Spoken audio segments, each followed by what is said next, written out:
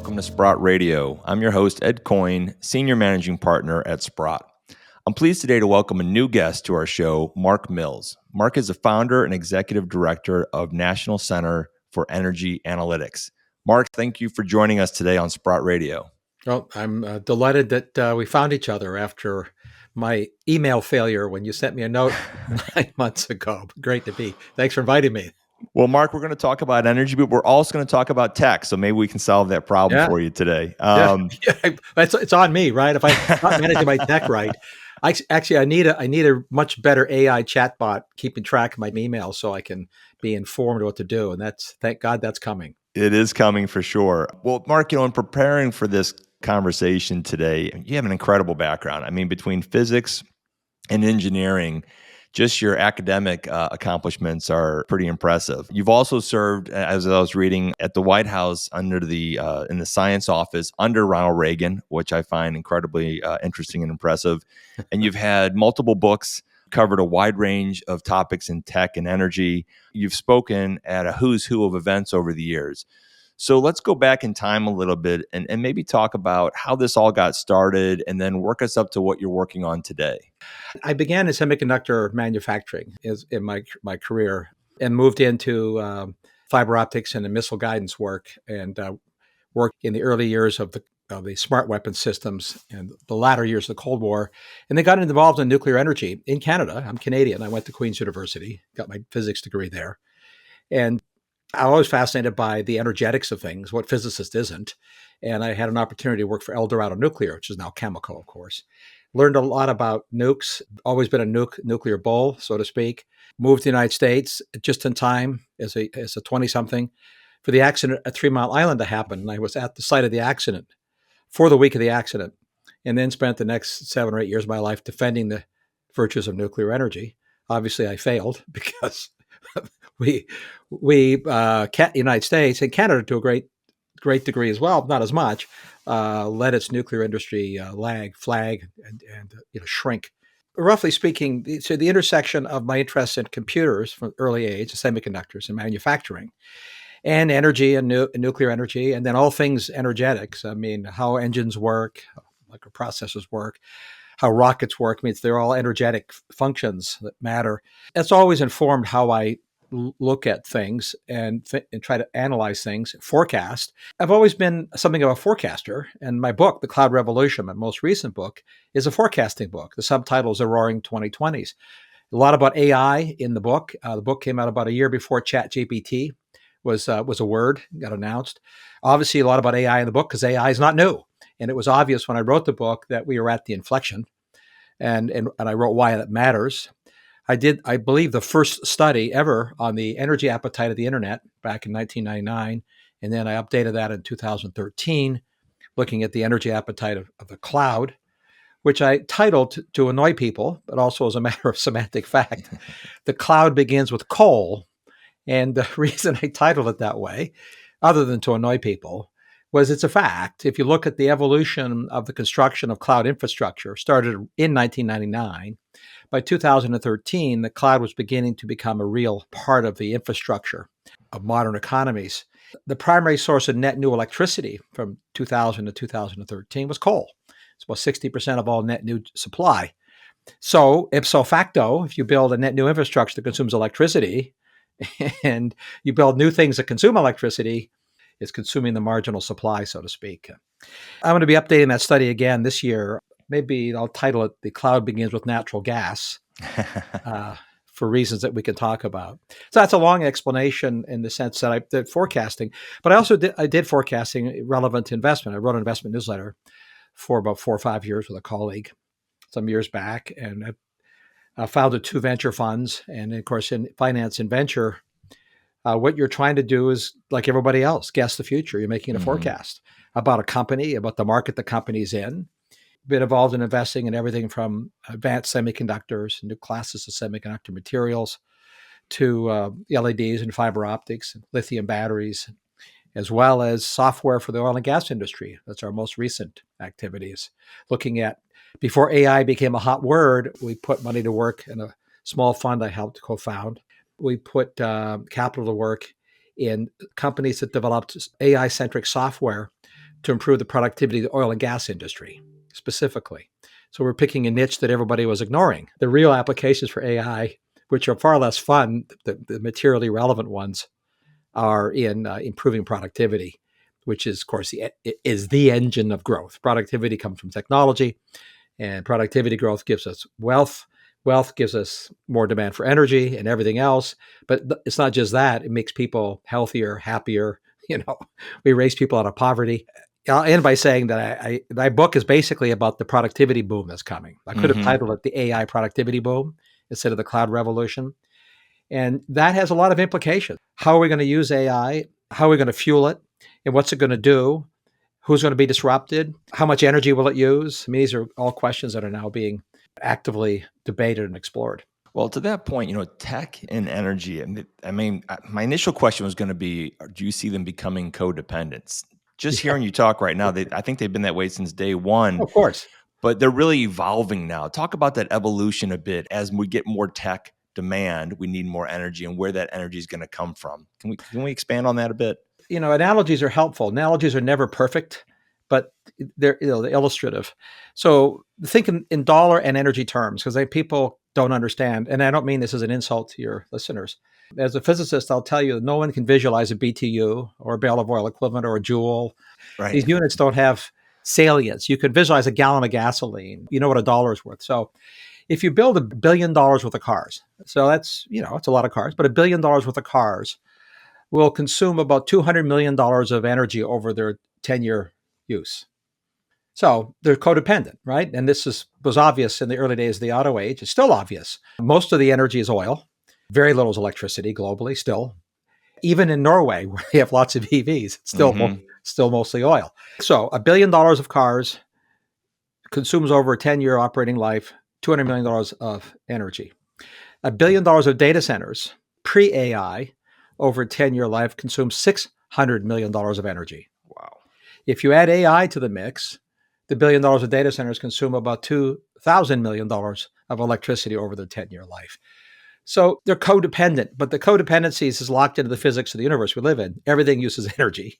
It takes energy to build things, takes energy to move things, takes energy to run things. Those are the three domains of everything, every service, every product. Not some, but all of them, right? But the codependency comes from who is responsible for the energy. So if you're a car maker, fundamentally, you really don't care how the car is fueled. The value of the car is just making a profit. And the consumer is looking for the fuel for the kind of vehicle they want to use. If you're a data center, you're selling a cloud service to people, whether it's mapping or inference or fake videos, doesn't matter. You're responsible directly, not the user of your product. The product is the software in the cloud. You're responsible for the energy. So the codependency, ironically, is far higher in data than it is in cars. Data centers are more like factories.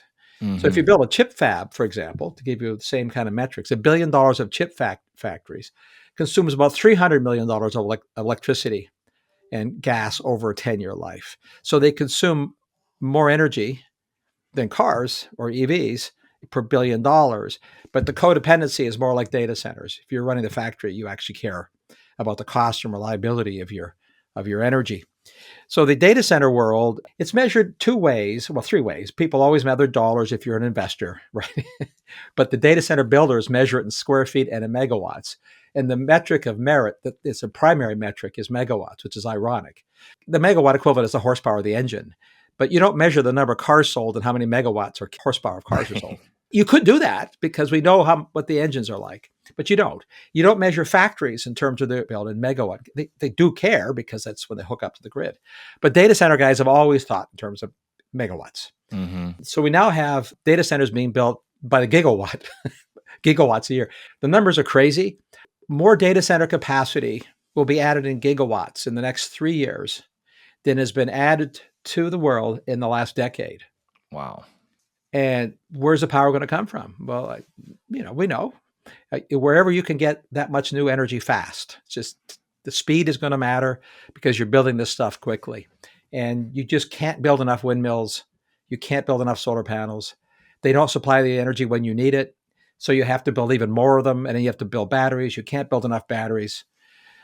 You can't build nuclear plants quickly enough. You could build coal plants quickly, and that's what's happening in a lot of the world, by the Hmm. way. A lot of coal plants being built.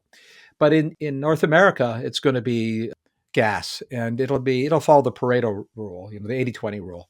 Probably 80% of the net demand will be fueled by gas, 20% by other stuff, depending on where the data center is. Some of it might be coal. Who Hmm. knows? A lot of it will be wind and solar when it's available and it's reliable and backed up with a lot of gas turbines ready to turn on. Right. Well, let's talk about that because there's so many energy sources now, and I guess in the early days of this alternative energy movement or energy transition, and you Yeah, talk a lot about that too. About this, people are sort of delusional about this energy transition. yeah. There is a reality we do need it all. Can we talk about that a little bit? What does this energy transition actually look like? Is it real? How should people think about it? Well, I think words matter, definitions. There is no energy transition underway. There just isn't. There is no energy transition whatsoever in the data. And by that, I mean, pick any time frame you want, but let's do the last 20 years, where the Europe and North America have collectively spent between $5 and $10 trillion on this idea of an energy transition, which is, replacing hydrocarbons with wind and solar and batteries Hmm. mainly. So over the last 20 years, the absolute consumption of hydrocarbons have gone up. If I did it in an oil equivalent, hydrocarbon use globally has gone up by the equivalent of 6 Saudi Arabia's worth of oil production in the last 20 years, even as we spent $10 trillion to avoid using oil, gas, and coal. Coal use is at record levels, natural gas use is at record levels, and so are windmills, and so are solar turbines, and so are EVs. So, to your point, we need it all, except that implies they're co equal, right? Over all of human history, there's never been, I'll give you a caveat when I say there's been one energy transition in all of human history, but otherwise never been an energy transition.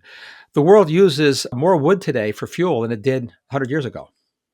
Wow. Burning wood globally still supplies more than twice as much energy as all the wind and solar in the world combined. So we haven't given up burning wood, the oldest non-muscle, right? Other than humans as slaves and animals, other than the use of that form of energy input. Wood is the oldest, and we still use wood. We still burn coal. So if you graph this, what you see are additions, not transitions. This is an opinion because forecasting is always an opinion.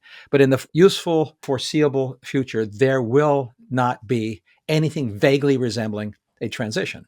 We're not going away from hydrocarbons. Hmm. We're reducing the rate of growth in the demand for them by virtue of efficiency, of course, and by virtue of new stuff like wind and solar. And now, again, I expect more nuclear energy because the newfound affection for splitting the atom.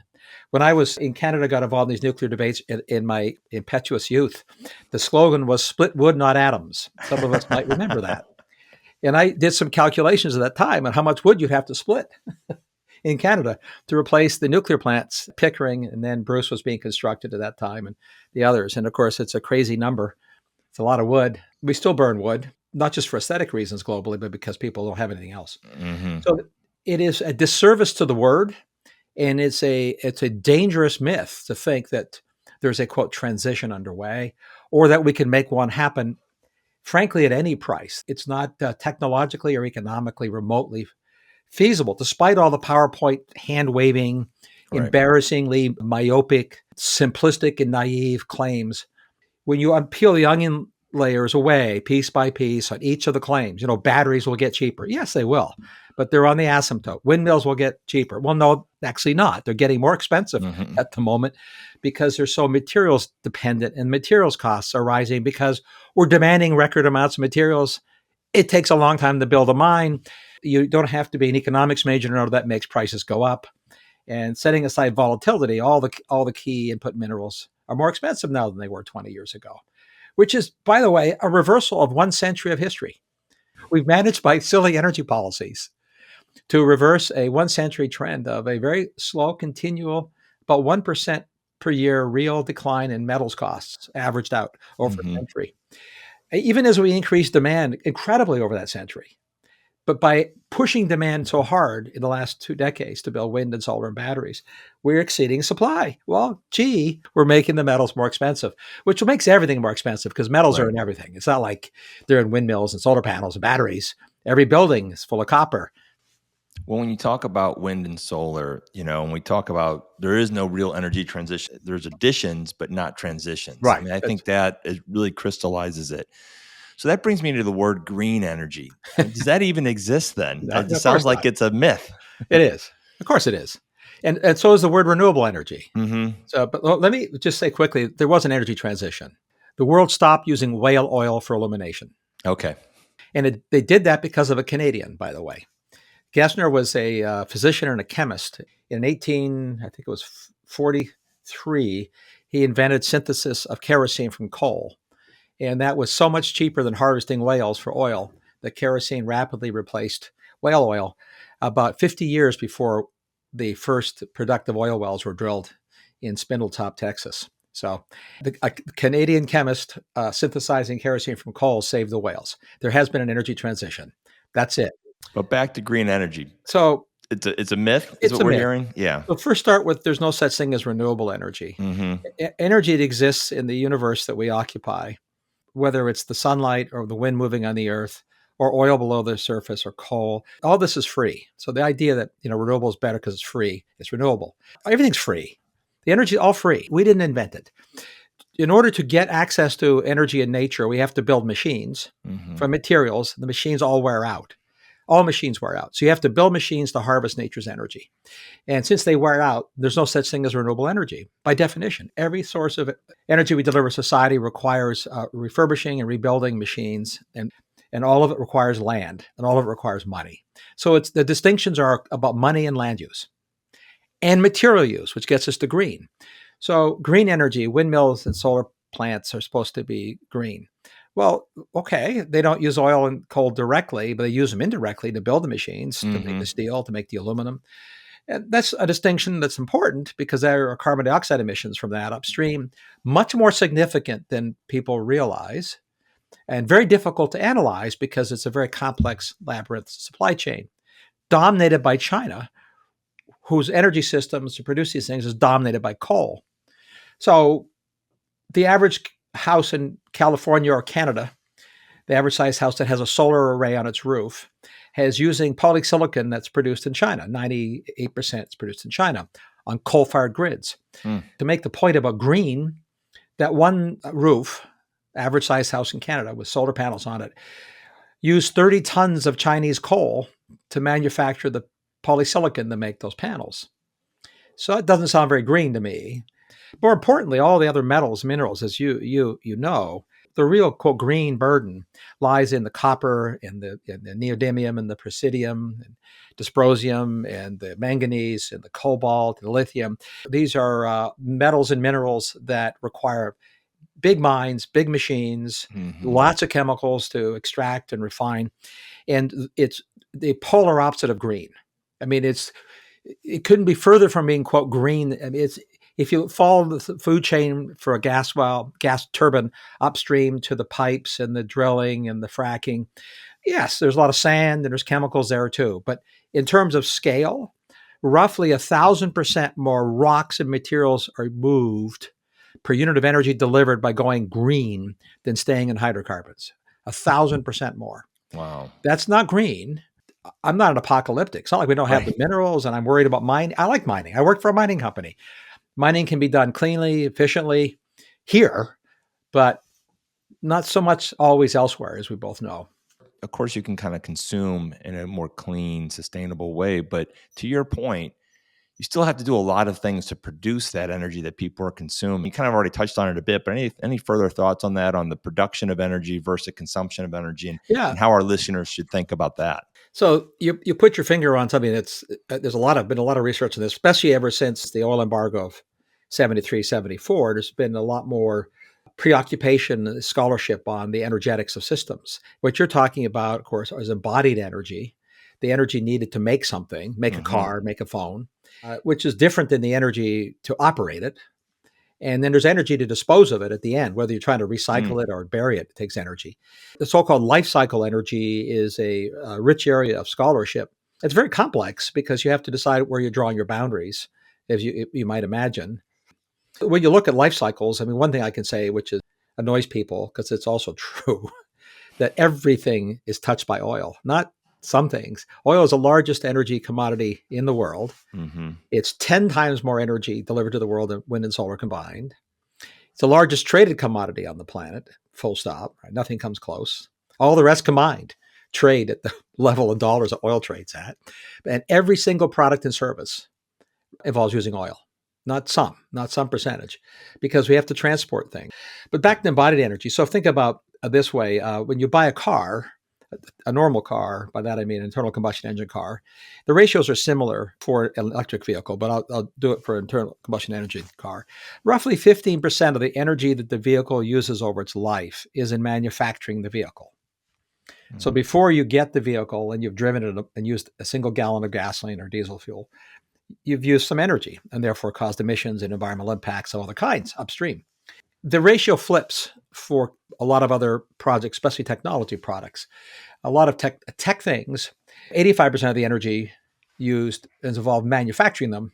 And like your smartphone, most of the Hmm. energy your phone uses in your hand is in its manufacturing.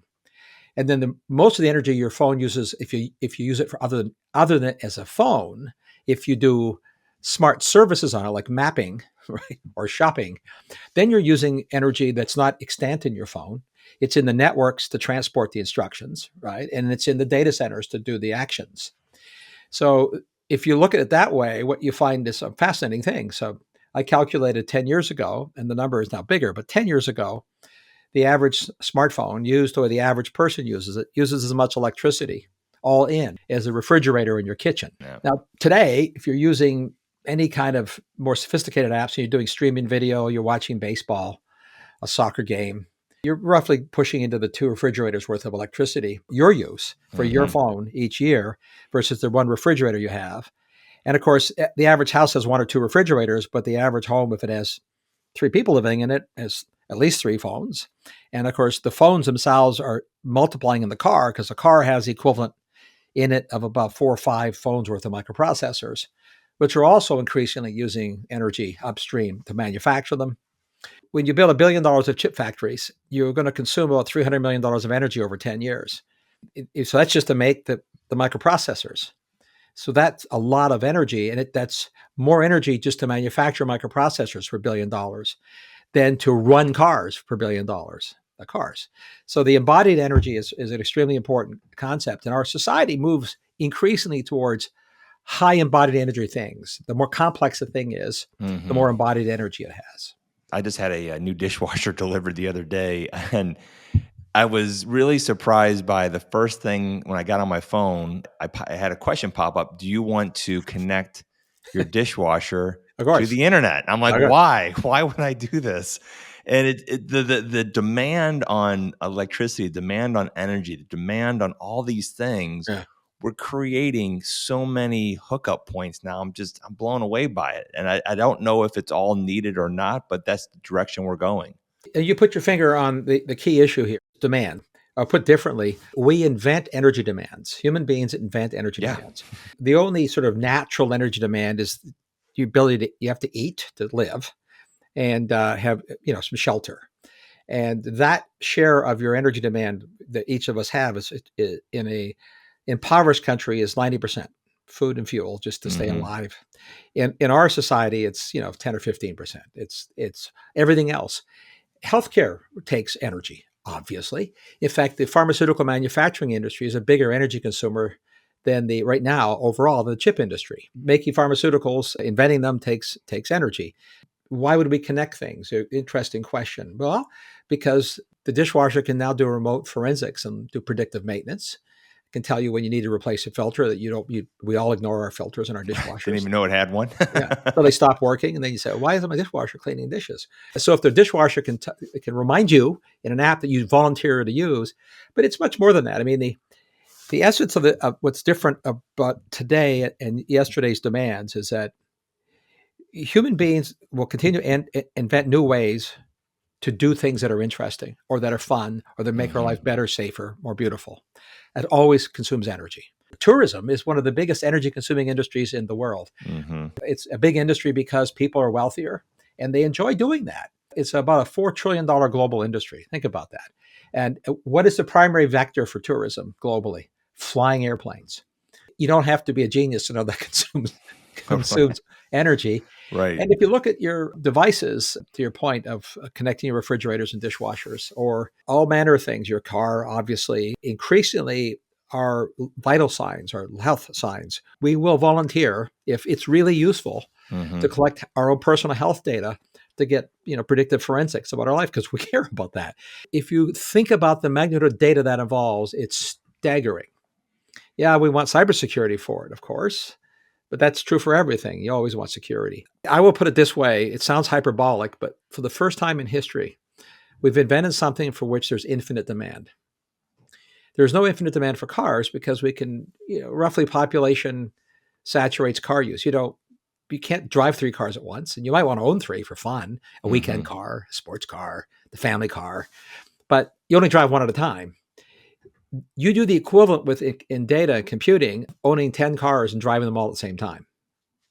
And that's going to go on for the foreseeable future.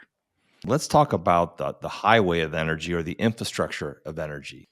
Do we have the infrastructure to even carry this base load? Forget globally. Let's just talk about the US for a Yeah. second. Yeah. Where are we from an infrastructure standpoint?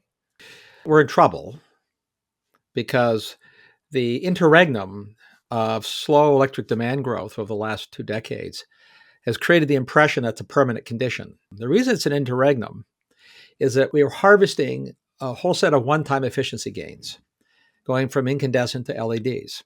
The SEER rating, that is the efficiency rating of your HVAC system in your house, the building you're in, has improved stunningly. I mean, they're 300% more efficient now than they were 20 years ago. Electric motors have got the smart drive for dynamic loads. They're 30 to 50% more efficient. The refrigerators, the average refrigerator uses a quarter of the electricity of 120 years ago. So all that stock changed over. So roughly speaking, half of all the things that we were the primary uses of electricity got more than twice as efficient in the last 20 years. And so you have a North American population that's grown 20%. So you would say, why didn't electric demand go up about 20%? It was flat. Well, it's because the efficiency of half of the stuff got twice as good. The better question to ask is, why didn't electric demand go down? Right. Well, the answer is we invented new things to consume the electricity. Right.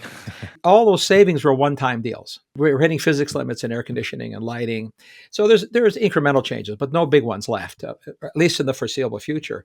So that's why everybody's now shocked to see we need lots more capacity as growth happens, both economically, more houses, more buildings, more comforts, but also from data centers and factories. So that is a problem one. And then the problem two is that all over the United States, and it's true in Europe, they're retiring or banning the construction of dispatchable power plants, which are principally coal and gas-fired power plants that can be fired up when you need them quickly, as opposed to episodic power plants, which are wind and solar, which provide power when nature finds it convenient. And this trend is going to destabilize grids. Right now, grids are staying stable in Europe and here because we're spending more on them. Electric Hmm. costs are soaring now all over the United States and all over Europe in particular, as the cost to maintain reliability is being realized. So almost every utility now is sending out red flags about stopping a retirement of coal plants. This is now in the news all the time. Germany's refired coal plants because Right. of this. And of course, China's building them, as Indonesia and India. You'd have to ask, though, if we have a net new increase in demand far greater than planned, which is already the case, how do you supply it? My forecast is that it will be supplied because it's just too valuable. There's too much economic value in building these data centers. So they will get electricity, and they'll get electricity by paying a premium for it because they need reliable electricity. Most of that will come from natural gas. Some of it will come from refurbished nuclear plants. A lot of it's going to come from uprating nuclear plants because both in Canada and the United States, the uprates can buy you a lot of gigawatts. It's quite surprising. And when you say uprates, what do you mean by that? So if you have a nuclear plant that's, say, 600 megawatt, it's producing, at 90% capacity factors. With modern controls, materials, and design systems, you can take that plant and turn the 600 megawatts into 660 megawatts without building a new power plant.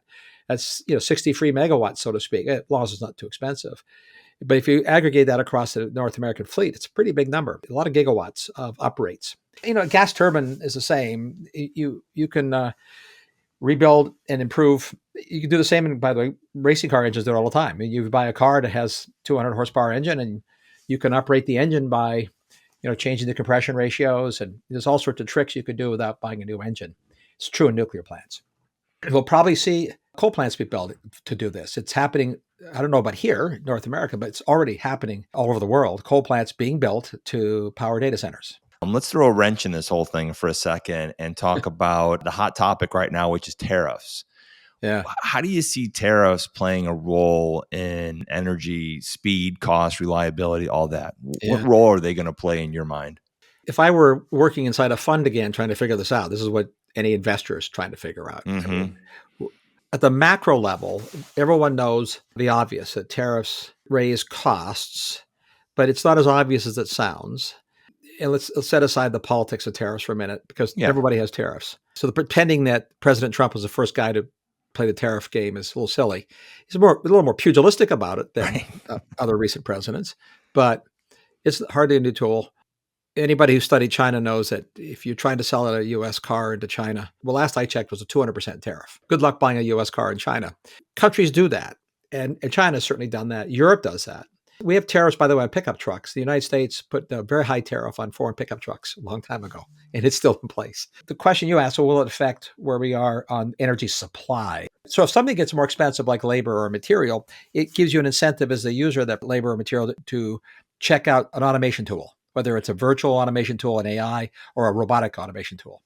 So it'll accelerate automation, which is net good for productivity, net good for the economy. So the midterm effect is, I think, very positive. The short-term effect will cause some price inflation in a lot of markets. On a specific basis, we'll probably see things like solar panels and wind turbines get more expensive more quickly than, say, natural gas. So steel tariffs, because most steel is produced in China now. Canada's a big steel producer, but steel coming in the United States goes both into wind turbines and solar farms because of the structures. It also goes into gas costs because of the steel pipe goes in the ground for the fracking.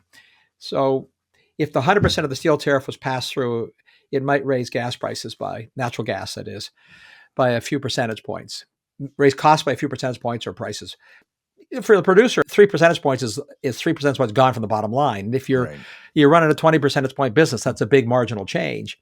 For the consumer, 3%'s not life changing. On the other hand, if it's 3% on the price of oil, nobody likes that because everybody wants gas to be cheaper, not gasoline. It's hard to know in a specific industry how it plays out except for the really obvious ones, like batteries. Tariffs on battery materials from China will make batteries more expensive because most of the materials come from China. Right. The cost of electric car, is dominated by the EV battery. The EV battery, if it became 30% cheaper, still makes the car 40, 50% more expensive than its competition to buy. So it doesn't dramatically change the economics of EVs, but it does change it. But I think from the viewpoint of what the US and Canada can do to supply their own electricity, I think it has almost no effect because the other factors go into the cost to make the power overwhelm the material costs from tariffs. What about tax credits? Because there seems to be sort of a theme about, hey, we're going to get rid of the tax credits on wind and solar, and you'll see no more wind or solar plants be built, period, if that happens. What's your thought on that? First, full disclosure, they should be eliminated. They should be canceled. Everything should stand on its own, in my mind. Yeah. It doesn't mean there shouldn't be any credits in the tax system. Governments can't help but do these things. So you have accelerated depreciation for oil and gas wells. You can have accelerated depreciation for wind turbines, and you could do the same thing. But as anybody who follows into this issue knows, about 80% of the wind and solar investments would go away if they got the same class of depreciation and credits that hydrocarbons get. As Warren Buffett famously said, they're not wind farms, they're tax farms. They're harvesting tax revenues. So the logic behind the subsidies and the credits was that they were immature industries and needed to be catalyzed. Okay, you can make that case, and it's a reasonable case to make. They've been catalyzed. I mean, these are $1 trillion businesses. Stop it. Let's see how it goes from here, and maybe level the playing field so there's sort of equal class of credits. Even with the credits, pre-Trump threat to kill the credits, and the Republican House and Senate here, the cancellations in wind plans all over the world has been escalating because the input costs were rising and the offtake, the buyer, the ISOs, utilities, and states just weren't willing to cover that cost. So the idea that these were cheap and getting cheaper was made into a fiction. that they were cheaper than they were a decade ago, but still not getting cheaper. Right. I think it's sort of an accelerant to something that was already going on. The disappearance of the credits will if they disappear or get phased out more quickly, then I think that will just accelerate something that was already happening. Doesn't mean there won't be more wind and solar. There's lots of places in the world where wind and solar can stand on its own.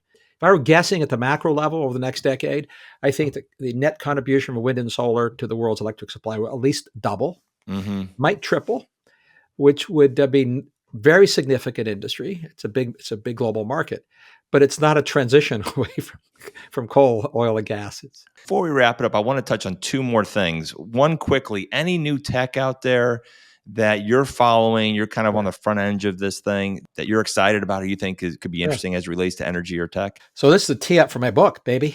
Oh, there we go. That was my second question. So this is perfect. That's all my book's about. My book is about what's already been invented. That's pre-commercial, essentially. You can predict the future based on what's already happened, which is the Peter Drucker aphorism. Two things I would talk about in terms of supply side. Obviously, everybody talking about small nukes. I don't mean modular nukes, but micro nukes. They're inevitable. They're exciting. We're still a decade away from anything at scale, but it's coming now. There's 80 different designs around the world. Probably 30 or 40 will really work well. A dozen will show up. I mean, it's going to be exciting on the supply side. On the demand side, we're at the end of the beginning of the cloud era, not the beginning of the end. I mean, it's the amount of expansion that's now coming and demand for electricity and all the material inputs to make the cloud, making a GPU. We now manufacture semiconductors by the kiloton globally. Chips that weigh a gram, we make them by the kiloton, and they use 1,000 times more energy per ton to produce than steel. So put differently, we're manufacturing the equivalent of megatons of steel in energy terms to go into the devices and data centers, and we're just beginning to do that. From an economics perspective, the subtitle of my book, I still stand by, which was the Roaring 2020s. I think we're at a economic inflection because of technology, of consequence. We will become profoundly more energy efficient in the future, which will fuel more demand, not eliminate it. That's the old Jevons paradox. It's not a paradox. It will fuel more wealth, which fuels more demand for all forms of energy. It will fuel enough wealth that those who really would rather have windmills and expensive batteries will afford them. That's great. But there's billions of people in the world who can't, and they'll be thrilled to have cheap oil and cheap gas made possible courtesy of AI that improves the upstream management and robots to fill the labor shortage in all the industries, especially the industries that build everything. All the mining and oil and gas industries are full of the aging out skilled trades. Wages are going to soar there because, and which will attract young people to it. You'll have fewer people amplified by virtual and physical robots. I write about a lot about that in my book, which creates more wealth and more energy demand. So it's a virtuous circle. People think about this circle as somehow destructive. We shouldn't use more energy. No. It's a virtuous circle that the wealth creates demand for energy, creates new innovations that make it more efficient, that allow us to do things more cleanly. There's a one-to-one correlation between clean environments and wealth. And you talk about this also, you think about the ecosystem of the United States and Europe and other parts of the world is ever expanding into sort of third world countries that are just getting electricity for the first time. Yeah. We haven't even touched on that. And this leads me to an invitation to this fall or maybe first part of next year. We'd love to have you back on because I feel like we've just scratched the surface here. Honestly, I haven't even got through half my questions because we keep going into these different corridors that I think are fascinating. And we'd love to have you back on if you'd be willing to do that and revisit some of these topics. Yeah, let's do it. How can our listeners kind of keep track of you, follow what you're doing, get access to your most recent book? How can we get a hold of you and track you down? Well, the book's on Amazon, Cloud Revolution, Mark P. Mills. That's the easy way. I have a website called Tech Pundit, tech-pundit.com, which has the whole canon of my writing.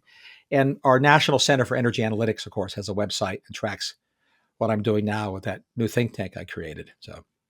Well, Mark, this was really a treat to have you on. Thank you so much, and look forward to part 2 at some point in the not-so-distant future. Thanks for having me. I greatly appreciate it. Well, once again, my name is Ed Coyne, and thank you for listening to Sprott Radio. This podcast is provided for information purposes only from sources believed to be reliable. However, Sprott does not warrant its completeness or accuracy. Any opinions and estimates constitute our judgment as of the date of this material and are subject to change without notice. Past performance is not indicative of future results. This communication is not intended as an offer or solicitation for the purchase or sale of any financial instrument. Any opinions and recommendations herein do not take into account individual client circumstances, objectives, or needs, and are not intended as recommendations of particular securities, financial instruments, or strategies. You must make your own independent decisions regarding any securities, financial instruments, or strategies mentioned or related to the information herein. This communication may not be redistributed or retransmitted in whole or in part, or in any form or manner without the express written consent of Sprott. Any unauthorized use or disclosure is prohibited. Receipt and review of this information constitutes your agreement not to redistribute or retransmit the contents and information contained in this communication without first obtaining express permission from an authorized officer of Sprott.